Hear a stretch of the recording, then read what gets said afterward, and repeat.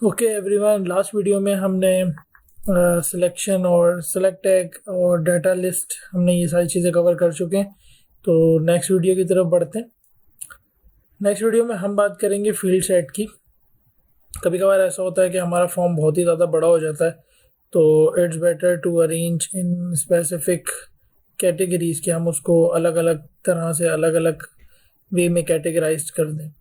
तो वो हम किस तरीके से करेंगे, वो उसके लिए बहुत ही आसान आपके पास तरीका है। आप फॉर्म का जो टैग जहां ओपन हो रहा है आप वहां जाएं और एक नया टैग आप ओपन कर दें जिसको हम नाम देते हैं फील्ड सेट का। अच्छा, ये जो फील्ड सेट है ये क्या करेगा आपको, ये पूरे फॉर्म को, जैसे कि फॉर एग्जांपल हमारे पास हम ईमेल तक हम इसको एक अलग फील्ड में सेट करना चाह रहे हैं। तो ये आप देख रहे हैं कि हमारे पास जैसे ही मैंने फील्ड सेट का जो क्लोजिंग टैग है वो ईमेल के बाद मैंने क्लोज किया तो उसने उसको एक बॉक्स में बिल्कुल सेपरेट आउट कर दिया। तो फील्ड सेट क्या करता है, वो सेपरेट आउट कर देता है आपके फॉर्म के मुख्तलिफ पार्ट्स को। तो इसी तरीके से फील्ड सेट के अंदर एक और हम टैग यूज़ कर सकते हैं जिसका नाम है लेजेंड। लेजेंड के अंदर आप जो कुछ भी लिखेंगे तो वो आपको अभी स्क्रीन में जो नज़र आ रहा है थोड़ा सा हिस्सा जो अभी यहाँ से कट हो गया है तो वो यहाँ इसके कंटेंट से फिल आउट हो जाएगा। तो फॉर एग्जांपल मैंने यहाँ लिखा कि यहाँ पे फॉर एग्जांपल ये यूज़र की पर्सनल इन्फो हम कलेक्ट कर रहे हैं, तो यहाँ पे आपके पास एक फील्ड सेट के बाद एक लेजेंड क्रिएट हो जाएगा। एक आप हेडिंग इसको नाम दे सकते हैं या फिर आप इस पार्ट का इसको टैग नाम दे सकते हैं। यानी टैग का मतलब यहाँ पे HTML का टैग नहीं है, टैग का मतलब यहाँ पे नाम है। तो वो यहाँ पे आपका क्रिएट हो गया पर्सनल इन्फो के नाम से, तो जिसका मतलब है कि फॉर्म का ये वाला जो पार्ट है वो यूज़र की पर्सनल इन्फो से रिलेटेड है। इसी तरीके से जब मैं नेक्स्ट उस पे जाता हूँ, select your favourite food and hobby, और इसके बाद मेरे पास फेवरेट लिस्ट है, तो मैंने यहाँ पे एक और फील्ड सेट ओपन कर लेना है। जब मैं यहाँ पे फील्ड सेट ओपन करूँगा और इसका जो क्लोजिंग टैग है वो मैं ले जाकर यहाँ पे जहाँ भी ये मेरा ख़त्म हो रहा है डाटा लिस्ट उसको यहाँ ले जाके पेस्ट कर दूँगा। तो ये मेरे पास अगेन एक और बॉक्स में बंद हो गया है। तो यहाँ पे हम लोग कहाँ गया, ये रहा। तो यहाँ पे हम लोग अगेन एक और लेजेंड का टैग ओपन करेंगे, और जब लेजेंड का टैग ओपन करेंगे हम तो वो आपके पास इस फॉर्म के जो पार्ट है, ये जो फॉर्म का जो हिस्सा है इसका वो क्या बन जाएगा, आपके पास हिस्सा बन जाएगा। तो हम यहाँ पे लेजेंड के नाम से इसको नाम दे देते हैं personal, your personal interest, right. तो ये जो आपका पर्सनल इंटरेस्ट है ये यहाँ पे एक अलग पार्ट बन गया और फॉर्म के हिसाब से यहाँ पे एक अलग पार्ट क्रिएट हो गया हमारे पास। तो ये दो फॉर्म के हिस्से आप इस तरीके से क्रिएट कर सकते हैं और कैटेगराइज कर सकते हैं। ये देखने में भी बहुत अच्छा लगता है और यूज़र के लिए भी काफ़ी आसानी हो जाती है आपके फॉर्म को पढ़ने के लिए, राइट। सो आई होप ये चीज़ समझ आई होगी। आगे बढ़ते हैं मज़ीद। हम एक नया फील्ड सेट क्रिएट कर लेते हैं और इस फील्ड सेट में अगेन हम एक लेजेंड का टैग ओपन करते हैं। ओके, तो यहाँ मैं इसको नाम दे देता हूँ कि मुझे यहाँ पे डाटा चाहिए यूज़र से उसके एकेडमिक क्वालिफिकेशन का। तो वो किस तरीके से आएगा हमारे पास, तो हम बॉक्स को क्रिएट कर चुके हैं।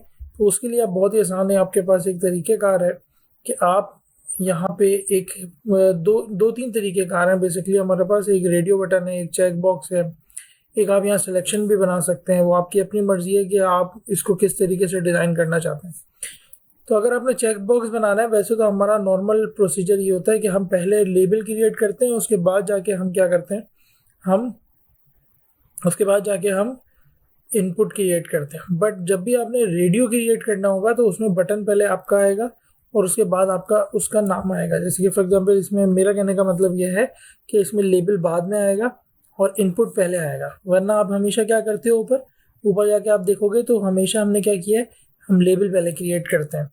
तो इसके अंदर पहले मैं एक इनपुट क्रिएट कर लेता हूँ, इनपुट जिस कॉलन रेडियो। तो ये आप जैसे लिखेंगे तो यहाँ पे आपके पास स्क्रीन पे आप देखो तो एक आपके पास रेडियो बटन आ गया है जिसको आप क्लिक कर सकते हो, राइट। तो फॉर एग्जांपल मैं इसके अंदर एजुकेशन मेंशन कर देता हूँ प्राइमरी नेम के अंदर, और आईडी के अंदर भी हम क्या लिखेंगे, प्राइमरी, राइट।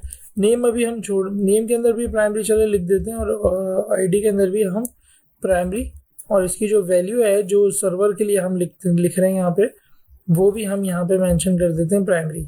अब मैं यहाँ जब इसका लेबल क्रिएट करूँगा तो इसके सामने जो भी नाम होगा वो हमारे पास आ जाएगा। इसके फॉर में तो आपको पता है कि वही नाम आता है जो इसकी आईडी में और हम वैल्यू में यूज़ करते हैं, राइट, और जो नेम में हम यूज़ करते हैं, ऊपर करते हुए आए हैं हम, इसी तरीके से हम इसको फॉलो करते हैं। तो ये आपके पास एक बटन क्रिएट हो गया जिसके आगे नाम आ रहा है आपके पास, ये लेबल से क्रिएट हुआ है नाम, ठीक है। तो हम लाइन ब्रेक देते हैं ताकि अगला वाला जो हमारे पास इनपुट है वो इसके साथ मर्ज ना हो जाए। और सेम मैं इसको यहाँ पे दोबारा कॉपी कर लेता हूँ।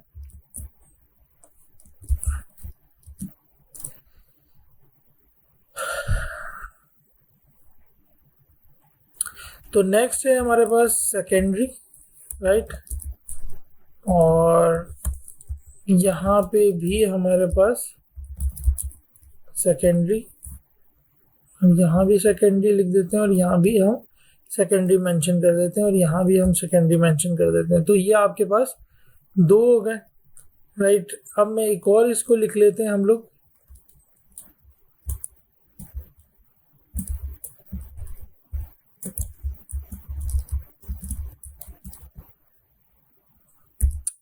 सॉरी।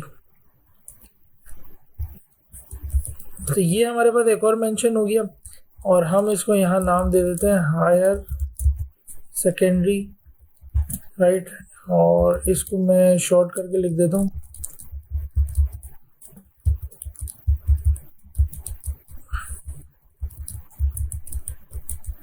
ठीक है। तो ये मेरे पास इस तरीके से मेरा फॉर्म का चेकबॉक्स क्रिएट हो गया। अब मैं अगर क्लिक करता हूँ यहाँ पे तो मैं देख रहा हूँ कि मेरे पास यहाँ पे तीनों पे क्लिक हो रहा है, जबकि चेकबॉक्स की खासियत ये होती है, चेकबॉक्स हम वहाँ यूज़ करते हैं जहाँ हमें यूज़र से एक ही इन्फॉर्मेशन लेनी हो, राइट। यानी कि आप उससे मल्टीपल इन्फॉर्मेशन नहीं ले सकते, आपने उसको ये ऑप्शन देना है कि तुम कोई इनमें से सिर्फ एक ही सेलेक्ट करो। तो यहाँ पे आप ऐसे सेलेक्ट भी यूज़ कर सकते हो, बट आप रेडियो बटन भी यूज़ कर सकते हो। बट यहाँ पे हम देख रहे हैं कि हमारे पास तो तीनों ही क्लिक हो रही है, राइट। तो तीनों में से कोई एक को हम क्लिकेबल बनाएं और जब यूज़र दूसरा क्लिक करे तो पहला क्लिक हट जाए। तो इसके लिए आपने क्या करना पड़ेगा, यहाँ थोड़ी सी चेंजेस हैं कि अगर आप देखो तो नेम में मैं सारी चीज़ें आइडेंटिकल दे रहा हूँ, ये आपने नहीं करना। यहाँ पे नेम में आपने ऐसा नेम देना है जो तीनों इनपुट में यूनिक होगा, राइट, यानी कि आइडेंटिकल होगा, सॉरी, ठीक है। तो हम इसको नाम दे देते हैं कि ये एजुकेशन रिलेटेड है, ठीक है, ये भी एजुकेशन रिलेटेड है और ये भी एजुकेशन रिलेटेड है। अब मैं अगर तीनों पे क्लिक करता हूँ तो तीनों में से किसी एक पे क्लिक होगा और बाकियों पे क्लिक नहीं होगा। तो जब भी आप ये बनाने के लिए जाओगे चेकबॉक्स, तो उसका जो नेम एट्रीब्यूट है वो तीनों में या 4 हो या 10 हो या 100 है, जो भी हो, उसमें उसकी जो वैल्यू होगी तमाम रेडियो बटन की वैल्यू एक ही जैसी होगी। अगर आप नेम की वैल्यू यहाँ पे आइडेंटिकल करोगे तो कोई एक सेलेक्ट हो पाएगा और एक ही सबमिट होगा। लेकिन अगर आपने यहाँ पे वैल्यू डिफरेंट कर दी, यहाँ पे यानी यहाँ पे एजुकेशन दे दी, यहाँ पे आपने कुछ और दे दिया, यहाँ पे कुछ और, तो वो आपके पास जो है वो फिर एक चेक बॉक्स नहीं हो पाएगा, फिर वही होगा जो थोड़ी देर पहले हो रहा था कि मल्टीपल सेलेक्शंस मुमकिन हो पाएंगी। तो आई होप समझ आया होगा, चेक रेडियो बटन बिल्कुल क्लियर हुआ होगा। अगली वीडियो में हम इंशाल्लाह ताला देखते हैं चेकबॉक्स किस तरीके से क्रिएट होता है। तब तक के लिए इतना ही, मिलते हैं अगली वीडियो में। अल्लाह हाफ़िज़।